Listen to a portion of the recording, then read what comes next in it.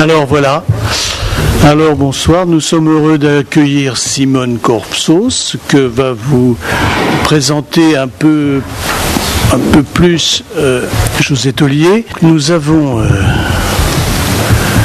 souhaité prolonger ce cycle commencé l'année dernière, en réalité commencé il y a de longues années, puisque disons que il y a des places ici.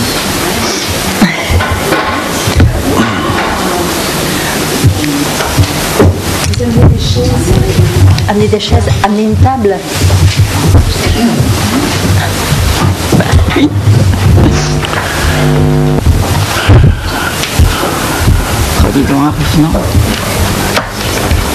Alors bizarrement, la psychanalyse, depuis ses origines, est enracinée dans les questions de corps. Et bizarrement, depuis ses origines, les psychanalystes ont fait des prouesses et se sont souvent cassés les dents, sont rentrés dans le rang de quelque chose qui les sortait de la psychanalyse. C'est très étrange, on dirait que c'est pas seulement sur les questions de corps. Alors, nous sommes dans l'association à la suite d'une très longue, variée tradition de tentatives de ce travail qui est bien représenté par l'intitulé qui est « Qu'est-ce que le corps pour la psychanalyse ?» Et nous avons dit cette année essayer de sortir de quelques poncifs de « je suis un corps, j'ai un corps » et de quelques points théoriques, mais davantage d'essayer d'avancer sur certains points métapsychologiques et cliniques. C'est quelque chose que nous avons poursuivi depuis les débuts de l'association. Cependant, donc, après avoir fait ici, suivi ici un séminaire d'une année sur le narcissisme, une année sur le masochisme, nous avons commencé donc ce cycle particulier et avec des interventions extrêmement variées. Je ne vous citerai pas tous les noms de ceux qui sont intervenus l'année dernière, et nous avons souhaité poursuivre avec des opinions, ne disons pas plus variées, mais de personnes ayant travaillé ces questions de manière approfondie et dans des champs, dans des circuits, des écoles analytiques très différents. Très différents, ça veut dire en fait à la fois pas si différents, mais puisque se réclamant toutes de la psychanalyse, mais à la fois comme chaque association, comme chaque école, avec des circuits de pensée, des circuits théoriques, à chaque fois d'une certaine façon bordés, dans lesquels chacun travaille et souvent a du mal à sortir. Donc cette année, nous avons avec Geneviève Vialébine et Daniel Epstein pensé plus ou moins difficilement inviter pas des représentants mais des personnalités d'un certain nombre d'écoles et d'associations. C'est des gens d'espace analytique, du cercle freudien, de l'école freudienne, de la société de psychanalyse freudienne dans laquelle travaille Simone Korf. Non, c'est pas Société de psychanalyse freudienne. Non, moi je suis à la SPP. Ah ben voilà. Vous voyez que c'est pas...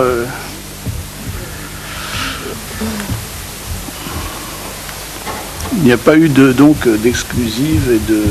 Voilà.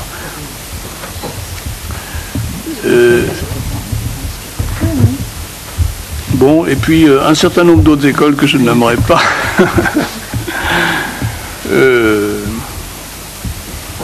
Bon, pour avoir des points de vue élaborés et variés. Hein. Donc là, vous avez la liste, mais les difficultés théoriques auxquelles chacun se heurte finalement de manière récurrente, se retrouvent dans des travaux communs cliniques. La question, c'est les élaborations théoriques qui semblent parfois aux antipodes les unes des autres, bizarrement, et pourtant il y a du travail commun une fois que les cliniciens se coltinent tout ceci. Alors, il faut répéter quand même que pendant des années, la formation dans le contact, la formation des psychanalystes, dans le contact avec les malades dits psychiatriques a été formidablement innovant et a permis à chacun d'avancer. Et ça a été beaucoup plus ténu pour ce qui concerne les questions de maladies dites physiques, somatiques, psychosomatiques, ce qu'on voudra. Il y a toujours eu du monde tous les psychanalystes se sont coltinés à ça avec plus ou moins d'attention, mais je persiste à penser que il y a là un lieu de formation incontournable, une mine de réel où chacun peut aller puiser ses visibles à l'œil nu, et il me semble que ça doit faire partie de la formation de tous les psychanalystes. Maintenant, nous en sommes loin, mais je crois qu'il y a un mouvement général depuis une quinzaine d'années d'approfondissement de cette question dans toutes les écoles, quasiment sans exception. Alors, au-delà des interprétations, des théories plus ou moins imaginaires ou délirantes, donc nous allons essayer de profiter de la clinique et des élaborations de nos invités.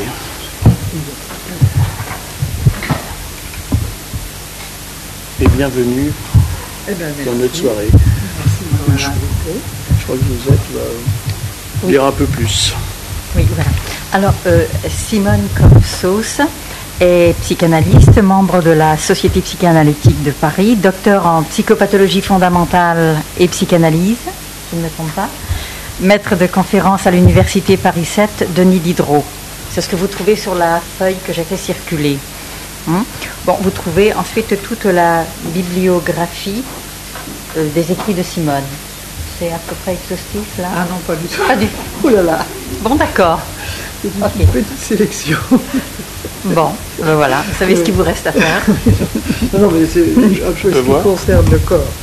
Oui, précisément. pour ce qui concerne le corps. Oui. Ok. Sur les pères, les enfants. D'accord. Oui. Alors, Simone, est-ce que je peux rappeler qu'il y a 25 ou 30 ans, nous avions organisé avec quelques autres psychologues, assez récemment diplômés de l'université, un groupe de lecture des textes des premières psychanalystes d'enfants, comme Hermine Fuggelmuth, Anna Freud, Mélanie Klein, Françoise Dolto. Un petit groupe, 25 ou 30 ans, enfin bon, le temps passe.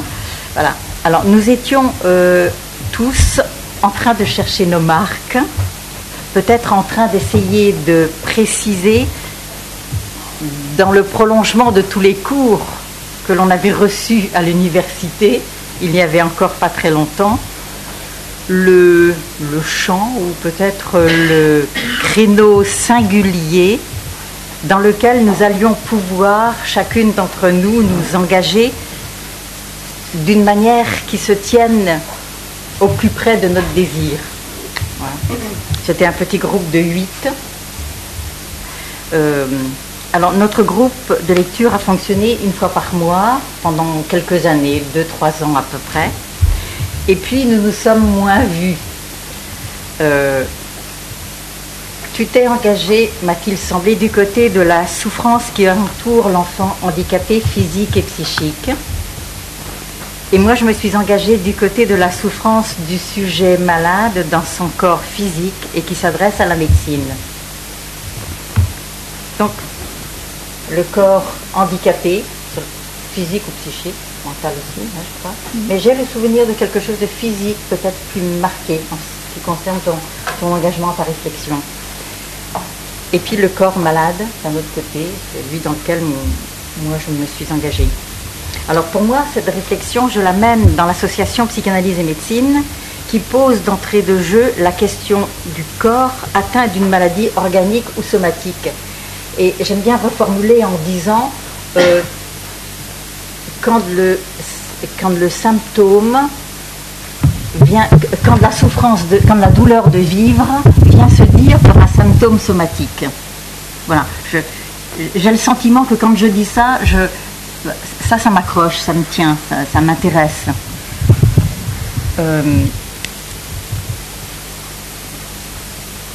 J'ai le sentiment que devant la maladie physique, somatique, le fond de la question comporte toujours cette butée,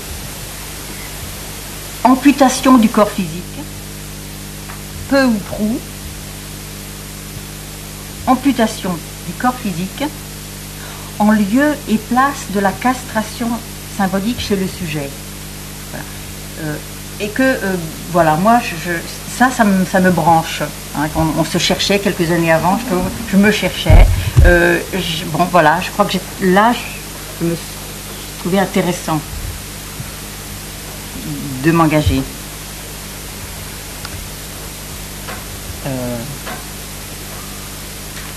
Il me semble, au cours de la pratique, que lorsque le sujet se met à élaborer quelque chose de lui, de son histoire, le corps s'en trouve mieux. Il faut dire les choses rapidement et simplement. Par exemple, je reste marquée par le dire d'une patiente du groupe de parole pour patients atteints de cancer que j'animais à une époque à la Salpêtrière, qui a dit au groupe, une jeune femme de 35 ans qui avait eu un cancer du sein non métastasé, il est vrai, donc soigné très tôt, mais qui était en rémission, parce qu'avant 5 ans, on n'ose pas dire guérison. Hein. Et elle dit au groupe, écoutez, j'ose pas trop vous le dire, mais pour moi, mon cancer, ça a été la chance de ma vie. Avant, je ne vivais pas, maintenant j'existe. Bon, c'est dire ce qu'elle avait, un des remaniements qu'elle avait fait, ce qu'elle avait rencontré. Elle ne venait pas seulement au groupe de parole, elle avait entrepris justement un travail, alors je ne sais plus si c'est de psychanalyse, mais au moins auprès d'une psychologue psychanalyste, un travail sur elle-même. Et alors, mon travail auprès du malade atteint dans son corps m'amène à partager, mais vraiment complètement cet écrit de Jean-Pierre Lebrun, qui est psychiatre et psychanalyste à Bruxelles, je crois, mais peut-être à Paris aussi, dans son livre « De la maladie médicale », voilà, « De la maladie médicale », il dit ceci. La maladie, il pose la maladie comme possibilité pour un sujet de redistribuer la donne de ses cartes à l'occasion de la confrontation au réel de la maladie somatique. Voilà. Je suis toujours émerveillée de voir à quel point le corps et psyché sont intriqués, ou sont une seule pâte, et combien il est intéressant de travailler avec cette pâte qui est capable de tout remodeler jusqu'à bousculer les pronostics de la médecine.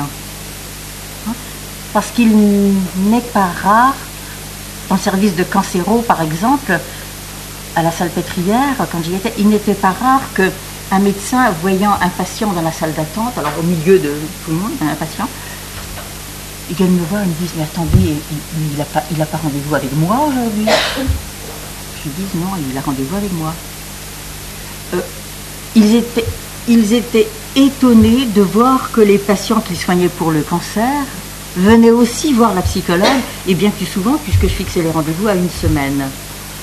Et puis que des patients pour qui il m'avait dit, il suffira d'accompagner quelques mois, et puis on arrivera au bout du chemin. 6 mois après, il voyait les patients revenir parler. Voilà, ça c'est quelque chose que je trouve, moi qui m'émerveille toujours, et au niveau du travail, qui me soutient en tout cas. Alors, de ton côté, dans ton engagement, ce qui m'a semblé du moins, du côté du handicap physique et psychique de l'enfant, tu as écrit ta thèse d'université, qui a donné lieu à un livre, Le miroir brisé, là. Qui existe en poche maintenant, chez Hachette Littérature. C'est plus le même éditeur. D'accord. Et dedans, tu parles d'une atteinte invalidante de l'intégrité somatopsychique. J'avais assisté à ta soutenance de thèse. Ça m'avait interpellée. Mais pour moi, le handicap, que j'entends comme une amputation d'emblée imposée, naître avec un enfant qui naît avec un handicap, c'est plus une maladie qui survient et qui va attaquer le corps et qu'on va soigner, qu'on va tenter de maîtriser, tenter de corriger, tenter de rétablir l'état du corps. Une amputation, c'est d'emblée imposé. Ça pour moi, mais je me trompe certainement, mais pour moi, ça exclut la possibilité de castration symbolique. Autant dans la maladie somatique, je me dis non, il faut travailler ça. Et j'ai l'impression que quand les patients atteints de cancer vont mieux, il y a quelque chose du côté de la castration symbolique qui se met en place et que pendant ce temps-là, le corps va mieux, il réagit mieux aux médicaments. Les médicaments font plus vite effet, font moins d'effets secondaires désagréables, fatiguent moins le sujet, donnent moins de nausées, font moins perdre les cheveux. Quand il y a une élaboration parallèle à cela, devant le handicap, je me dis, mon Dieu, comment faire? J'ai le sentiment qu'il y a une amputation et que devant ça, moi les bras m'en tombent. Je reste, voilà, je ne saurais pas faire avec. Voilà. Ça m'est difficile à penser et ça m'interroge. Alors, je suis tout à fait heureuse et je t'en remercie que tu aies accepté de venir nous parler aujourd'hui, d'abord de te retrouver aujourd'hui, chacune avec notre parcours, avec toute l'expérience que tu as auprès des personnes handicapées, pour nous parler sur cette toile de fond, qu'est-ce que le corps pour la psychanalyse. Voilà. Merci. Cette présentation avec un peu de nostalgie au début. Tout à fait, oui. Oui, ben écoute, tu nous lances là dans le vif du sujet, hein, mais bon, on va y arriver progressivement, c'est-à-dire c'est un handicap qui serait une amputation. D'emblée, je dis quand même, amputation, ça veut dire qu'il manque quelque chose. Oui. Ah ben oui. Mais alors voilà, bon, je vais vous proposer une autre manière de voir pour ne pas en rester justement à cette idée que cet enfant-là, ben, il lui manque quelque chose. Oui. Il ne saura jamais faire ceci, jamais faire cela, etc. Et bon, en renversant un petit peu les perspectives et en voyant, du côté des potentialités, bien entendu, mais aussi des alternatives. Bon, tu soulèves la question de la définition du handicap qui, à l'heure actuelle, est un sujet en très grande discussion. Dans les pays anglo-saxons, on ne prononce plus le mot handicap, c'est terminé, c'est politiquement tout à fait incorrect. On parle de disability et en France, maintenant, on parle d'une personne en situation de handicap pour dire donc que le handicap n'est pas une chose en soi, c'est pas une amputation justement, mais c'est toujours par rapport à un environnement. Bon, il y a ce côté très américain de situer les choses par rapport à l'environnement. Enfin bon, là je te réponds juste sur, mais on reprendra ça autrement, puisque ben voilà, je suis très content de vous m'inviter à réfléchir avec vous à cette grande question quand même de qu'est-ce que c'est que le corps pour la psychanalyse, qui est une question vraiment importante. Et j'ai donc proposé, comme dit, le corps aux origines de la pensée. Donc je vais m'expliquer là-dessus. Alors je vais commencer par une citation de Ferenczi, qui dit « Aussi s'établissent ces relations profondes, persistant toute la vie, entre le corps humain et le monde des objets, que nous appelons relations symboliques. À ce stade, l'enfant ne voit dans le monde que des reproductions de sa corporéité. Et d'autre part, il apprend à figurer au moyen de son corps toute la diversité du monde extérieur. » Donc on trouve là chez Ferenczi tout de suite toute une articulation autour du corps qui est tout à fait présente pour lui dans sa pensée. Alors, moi je dirais que quand même, pendant longtemps, les psychanalystes ont eu bien du mal à penser le corps. Spécialiste de la psyché, praticien du verbe, porté par le projet, de traiter par la verbalisation, de mettre en mots les éprouvés et les fantasmes, soucieux de maintenir un projet analytique, d'amener à la remémoration et la représentation les fantasmes inconscients. Bon, qu'en est-il du corps dans tout ça, hein? Et bien souvent, on rencontre cette réaction que tu as eue, toi, par rapport au handicap. Je dis, oh là là, je peux pas. Enfin, comme si là, il y avait une butée qui fait qu'aucune pensée psychanalytique, aucune approche psychanalytique ne serait possible. Moi, je l'ai beaucoup rencontré, je le rencontre encore, ça. Néanmoins, la situation a quand même changé. Et vous remarquerez quand même que dans les colloques, les publications, les livres, les revues, tout ça, maintenant, il y a quand même beaucoup, le thème du corps revient beaucoup, hein, beaucoup au devant de la scène. Il occupe une place grandissante dans les préoccupations et les publications des psychologues et des psychanalystes. Et beaucoup d'entre eux ne veulent plus s'en tenir comme ça à leur casquette habituelle de spécialiser la chose psychique qui exclurait le corps et de thérapeutes agissant essentiellement sur du matériel verbal et au moyen du langage. Ils ont pris conscience qu'il existe une vie psychique hors du langage. Et ils prennent plus en compte le corps aux origines de la vie psychique.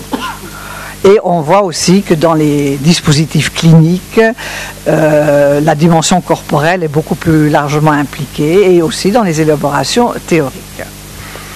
Mais il est difficile de penser le corps, parce qu'au fond, ma question, c'est comment penser le corps, hein, comment en faire un objet de la pensée psychanalytique. Il est difficile de penser le corps avec les outils psychanalytiques traditionnels, habituels. Et je dirais donc, ce sera la première partie de mon exposé, il faut changer de paradigme. C'est-à-dire que si on veut réellement pouvoir avoir une approche métapsychologique du corps, il faut changer de paradigme. Voilà, alors c'est un problème donc épistémologique fondamental. Et je dirais en préambule que c'est donc, ce que je propose quand même, c'est d'aborder cette question avec un modèle psychanalytique que je qualifie moi de post-freudien, qui pour moi est extrêmement articulé avec l'œuvre de Bion. Pour moi, Bion est celui qui nous permet de penser ces choses-là avec le modèle qu'il nous propose, donc un modèle post-freudien, post-kleinien, de psychanalyse contemporaine. Changer de paradigme, les psychanalystes n'aiment pas beaucoup changer, modifier les concepts auxquels ils sont quand même extrêmement attachés, mais je dirais là que d'un point de vue épistémologique, toute discipline scientifique doit soumettre son corpus théorique à une réévaluation permanente si elle veut rester vivante. Un concept doit rester un organisme vivant, c'est-à-dire qu'il va subir des modifications, qu'il va se transformer. Aucune discipline scientifique ne peut s'appuyer en permanence sur des concepts sans les remettre constamment en question. Il faut donc remettre en question les concepts. Alors, comment envisager donc ce changement de paradigme ? Historiquement, donc, ce qui a profondé, il faut aussi situer, je trouve, les concepts dans un mouvement historique de la psychanalyse. L'histoire des idées psychanalytiques. Ce qui a profondément modifié, enrichi la psychanalyse depuis plus d'un demi-siècle, c'est l'intérêt que les psychanalystes ont porté à des nouveaux champs cliniques. Alors en premier, l'enfant et les psychotiques, les maladies somatiques, et puis l'entrée des psychologues cliniciens dans les hôpitaux, les prisons, les maternités, les services de cancérologie, les problèmes de vieillissement, les soins palliatifs, la drogue, la délinquance, la précarité, etc. En fait, tous ces champs qui s'ouvrent à l'investigation et au traitement psychanalytique peu à peu. Alors, les nouvelles expériences cliniques ont conduit les psychanalystes à repenser les concepts, à revoir leurs hypothèses, à modifier la technique. Les remaniements du cadre s'imposent.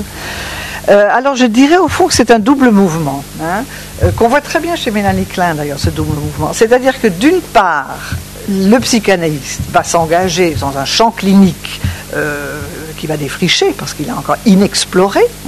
Donc il va recueillir au fond des éléments cliniques nouveaux qui a priori ne se prêtait pas à la psychanalyse. Freud pensait quand même que les psychotiques n'étaient pas vraiment des patients qui pouvaient bénéficier de la psychanalyse.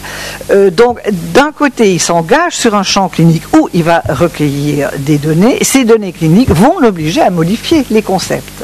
Mais d'un autre côté, c'est aussi le renouvellement des concepts ou les nouveaux concepts qui permettent de rendre intelligibles les données cliniques qu'on va recueillir. Donc c'est vraiment dans un double... et je disais que Mélanie Klein est tout à fait exemplaire de cela, puisqu'elle a appris en psychanalyse des enfants de 2 ans, 2 ans et demi. Et pour elle, c'était de la psychanalyse. Elle y était en tant que psychanalyste.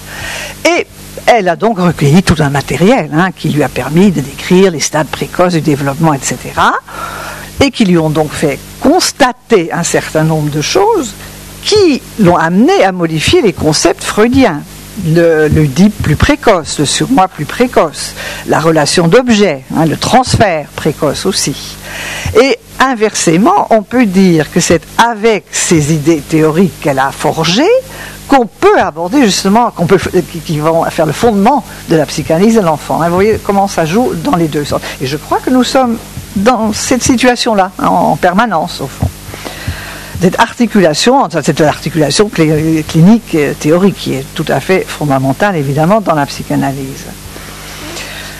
Alors donc, à chaque fois qu'une analyse entre dans un champ nouveau, ou fait entrer un champ nouveau dans le corpus analytique, il y a un phénomène que l'on voit se répéter tout au long de l'histoire de la psychanalyse, c'est-à-dire que ce qui semblait d'abord comme un obstacle devient une source d'enrichissement. Et ça démarre avec le transfert. Pour Freud, d'abord le transfert, c'était quand même plutôt un obstacle, puis il a vu que c'était le levier absolument essentiel de la psychanalyse. Pareil avec le contre-transfert, qui était considéré, qui est encore considéré par certains comme quelque chose qui est une espèce d'inférence, qui vient gêner plus qu'autre chose, qu'il faut contrôler, alors que, depuis quelques décennies où cette question du contre-transfert a quand même été énormément travaillée, énormément intégrée dans la méthode psychanalytique, le contre-transfert apparaît à l'heure actuelle, et surtout dans certains champs cliniques, comme un outil absolument indispensable, comme même l'outil qui donne les indications qui nous permettent de travailler. Alors de même pour le corps peut-être, parce que tout de même, moi j'ai quand même souvent entendu des psychanalystes, quand on leur présentait un cas d'un enfant par exemple avec une organicité, s'il y a une origine organique, on ne peut rien. On sentait vraiment une espèce de butée, comme s'il y avait une atteinte corporelle, la psychanalyse ne pouvait plus rien faire. Ça met en échec complètement. Alors la vocation thérapeutique, puisque le handicap c'est irrémédiable, donc on ne guérit pas. Ceci dit, en psychanalyse, on dit bien aussi que la guérison, elle vient de surcroît. Mais donc il y a cette organicité qui fait buter. Et en fait, ce que je développerai dans la deuxième partie, ce sera donc le fait que c'est, au contraire, je dirais, le corps malade qui nous fait penser. Et là, je pense que je rejoins tout à fait vos recherches sur le corps malade. Alors, par rapport à cette idée, donc, il faut qu'on travaille avec des outils qu'il faut remanier en permanence, je vous cite une phrase de Bion qui dit « L'analyste doit se servir d'instruments qui sont modifiés par l'existence même des circonstances qu'ils ont pour fonction d'étudier. » C'est toujours un peu compliqué, Bion. L'analyse doit se servir d'instruments qui sont modifiés par l'existence même des circonstances qu'ils ont pour fonction d'étudier. Alors on pourrait dire qu'au fond, notre instrument, c'est quand même notre psyché. Notre psyché, elle est modifiée au moment même où on est avec un patient, et qu'on est là avec notre psyché à faire le travail de psychanalyse, et en même temps nous sommes modifiés par ce qui se passe.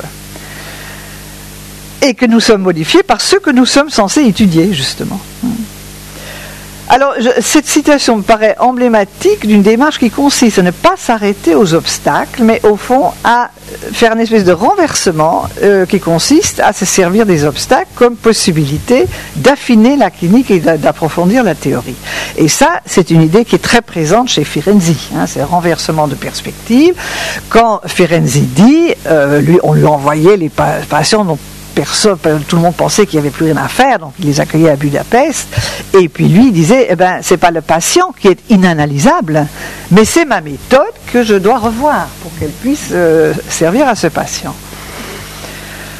Alors, c'est ce modèle contemporain de la psychanalyse qui est donc éclairé par les champs cliniques qui ont été peu pratiqués par Freud, donc la psychanalyse de l'enfant, la psychose, les maladies somatiques, l'autisme, le handicap, propose donc un nouveau modèle de l'appareil psychique. Ce modèle postule que la vie psychique n'est pas que langage. Le psychisme déborde le verbal. Il y a des zones psychiques non verbales, et non verbales plutôt que préverbales, parce que préverbal voudrait dire qu'on est dans quelque chose d'un développement et que ce n'est pas verbal, mais ça va le devenir. Alors que là, on fait vraiment place à quelque chose qui est de l'ordre du non verbal et qui sera peut-être jamais du verbal. Non représentationnel, c'est-à-dire qu'on s'éloigne aussi d'une conception du psychisme, enfin de l'inconscient qui contient des représentations. Il n'y a pas que des représentations, il y a des zones non représentationnelles, et ça va donc nous amener à mettre l'accent sur l'ancrage corporel de la pensée.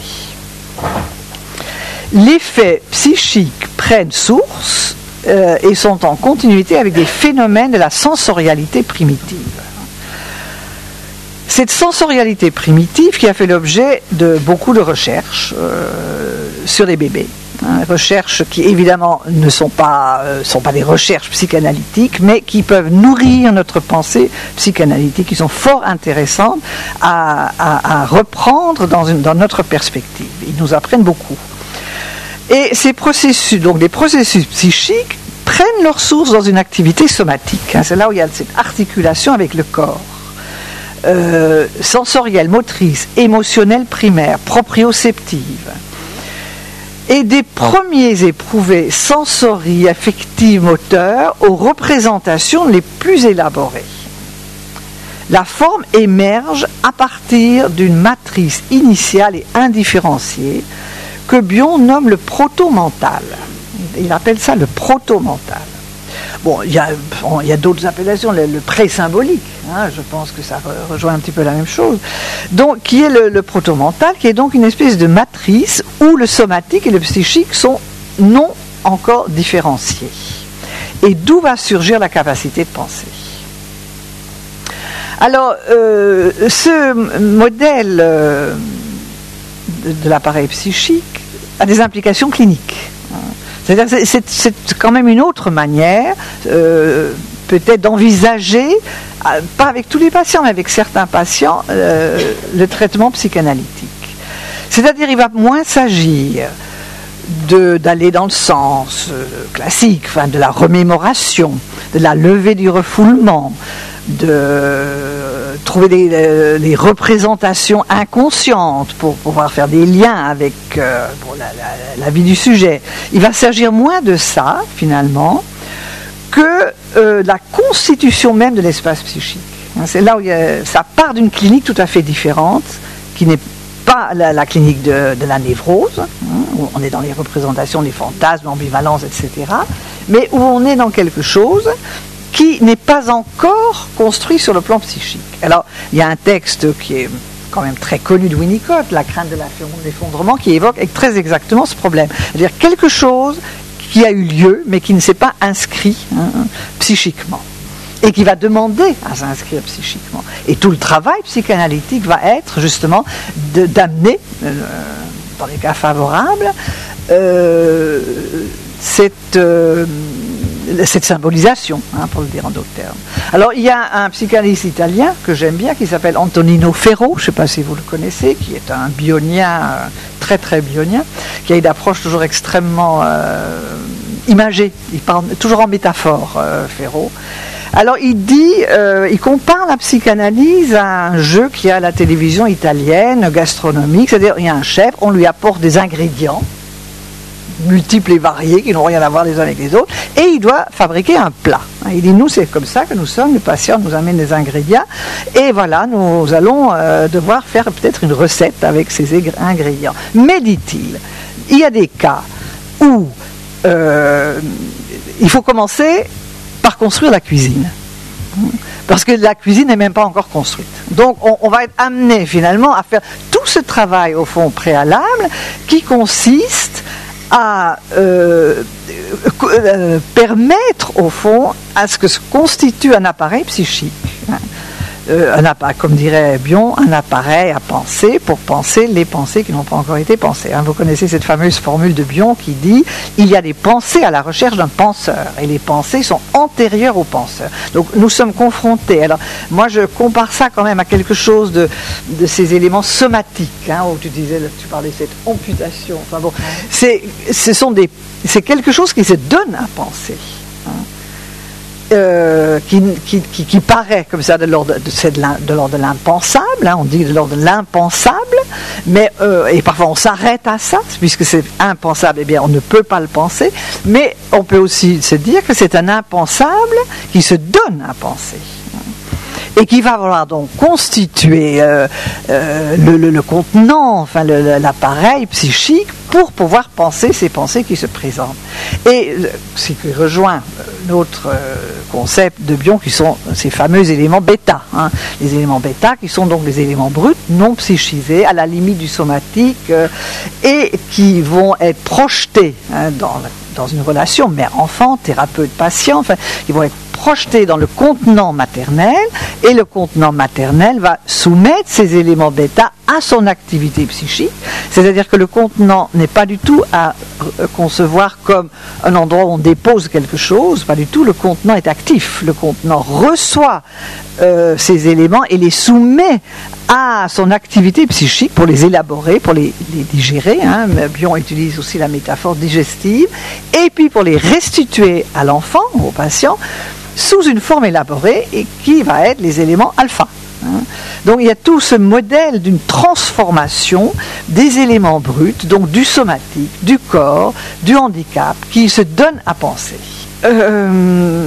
Voilà, donc il s'agit moins dans ce type de travail de lever des résistances qui font obstacle à la résurgence des contenus inconscients que de favoriser les processus de symbolisation qui permettent de créer des contenus inconscients.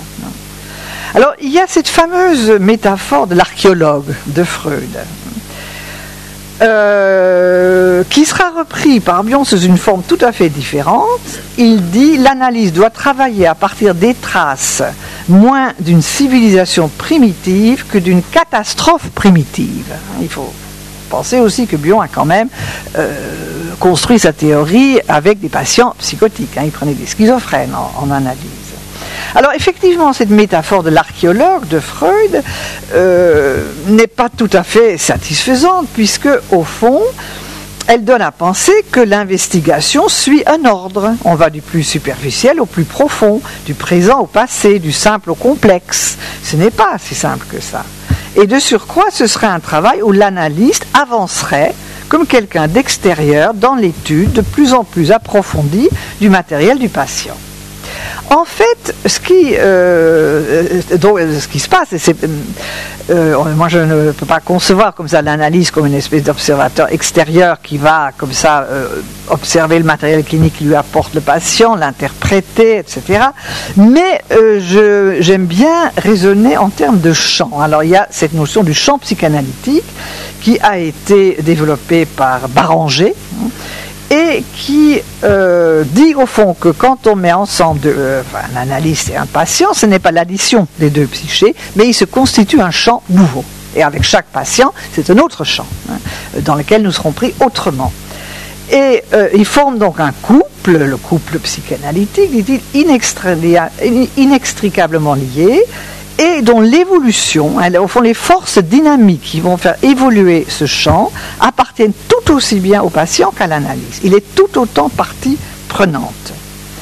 C'est pourquoi le contre-transfert est, dans ce type de clinique, un instrument absolument essentiel. Et on peut dire qu'on trouve chez Freud la source de ce type d'approche dans Construction en analyse.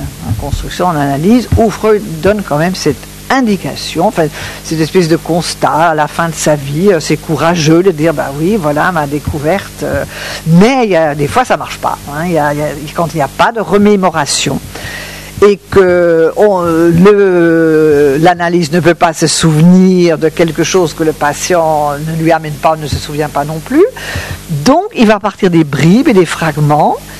Et moi, j'ajouterais de ces vécus contre-transférentiels pour faire une construction. C'est une construction, et c'est donc à partir de là, ce que Freud introduit là, c'est l'idée d'abord d'accorder une beaucoup plus grande importance à l'activité psychique du psychanalyste, puisque c'est lui qui va construire, donc il est beaucoup plus actif.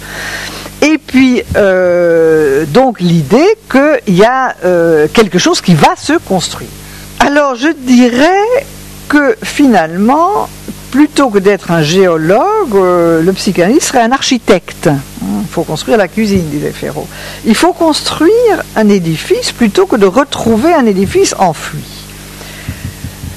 Et cela donne donc un rôle beaucoup plus actif à l'analyste. L'analyse est inclue dans le processus psychanalytique qui s'instaure avec le patient. Alors, ce modèle s'inscrit aussi dans la dimension de l'intersubjectivité.